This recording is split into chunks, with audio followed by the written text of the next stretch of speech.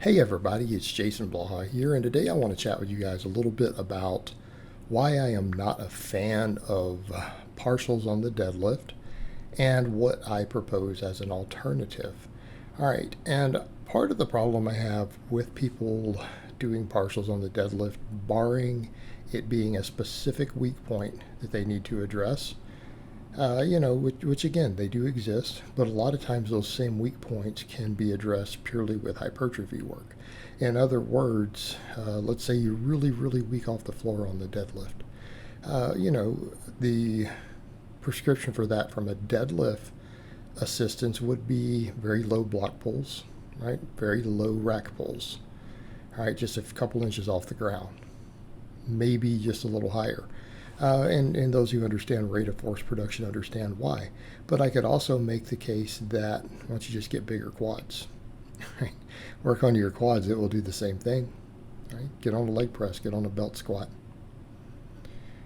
Do some single leg exercise, do some sled drags. You'll get faster off the floor.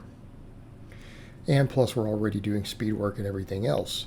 But the other problem I have is when people start doing heavy work that exceeds their 1 rep max on partial movements in general, I just don't believe in it. I don't believe there's good evidence behind it. I don't believe human physiology supports it, and it doesn't make a lot of sense. And people will say, well, it does make sense because it gets you used to feeling the heavy weight. Really? Why does that matter? Like, why do you need to get used to a weight at all?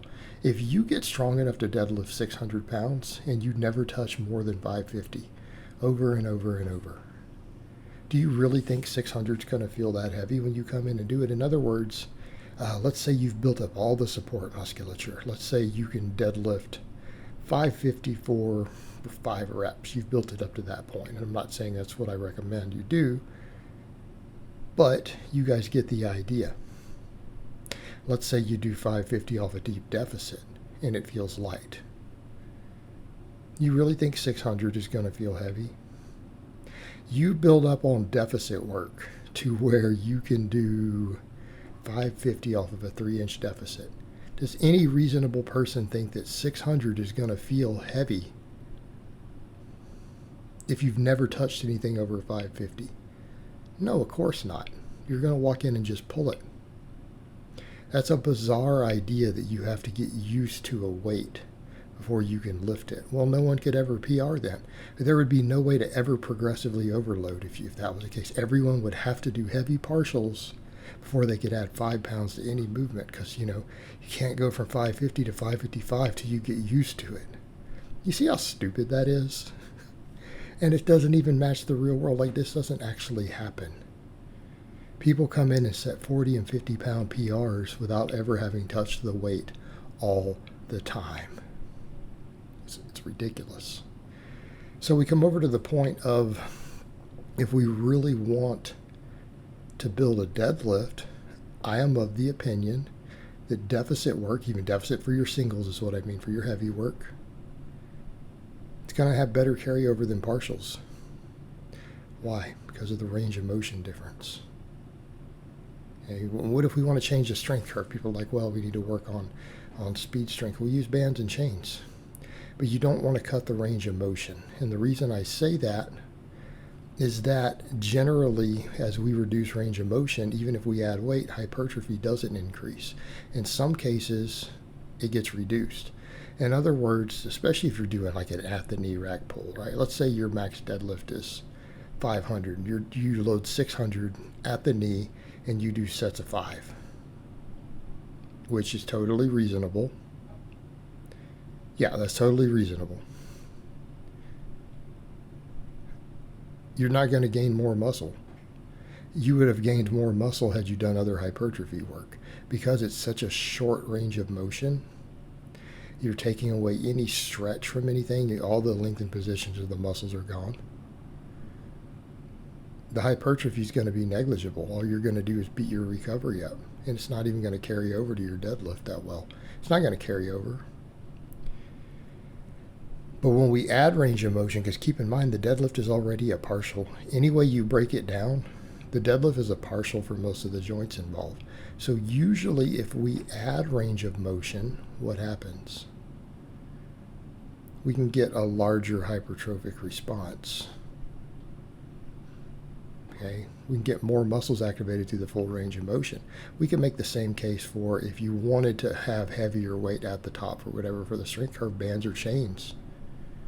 That way you're doing the entire range of motion that you're going to do on the big lift when you want to actually max on it.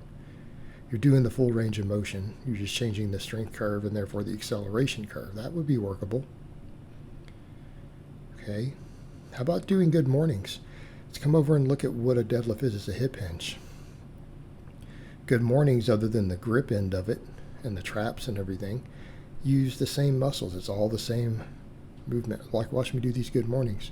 You can use good mornings, and anybody can do good mornings who has basic equipment. I use a reverse hyper here a lot, but what if you don't have access to a reverse hyper? You could live on good mornings. You can hypertrophy all those muscles. If you need to rotate in other max lifts, you can substitute in good mornings for deadlifts pretty frequently. You're still going to train all the primary movers through a full range of motion to contract against a close to maximum weight. Okay, so I'm giving you guys the solutions. Like, let's assume you don't have band and chain setups. Let's assume you don't have a reverse hyper. You could live on deficit work. You can live on good mornings. Okay, it will build your deadlift better. It'll be easier on recovery. You'll gain more muscle. The good morning in particular, we can handle a lot more volume on a good morning than we can on a deadlift. Does it carry over? Of course it does. Of course it does. It's a hip hinge, just like the deadlift.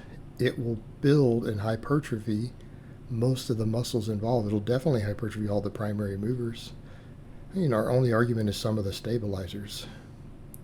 But how many of those can be sorted with other back work? All of them. So realistically, rather than try to build it, even for your heavy work, right? Rather than try to build it with partials, do it with deficits. Do it with work that's lighter than you can deadlift. It's not going to matter. You're not going to get worse at it. Right? In fact, when you go back to the normal movement, it's going to be easier. If you only pull heavy deficits, for 6 weeks, and you get real strong at them, and then you hypertrophy the muscles involved, you're going to walk in and PR your normal conventional deadlift without even having done it. You guys are watching me there do deficit with 600, making it look easy. And I'm an old man, guys. I'm in my mid-40s. Right? I have learned a few things along the way. Alright guys, but that's really all I have to say on that today. I hope it's been informative, and I will talk to you guys next time.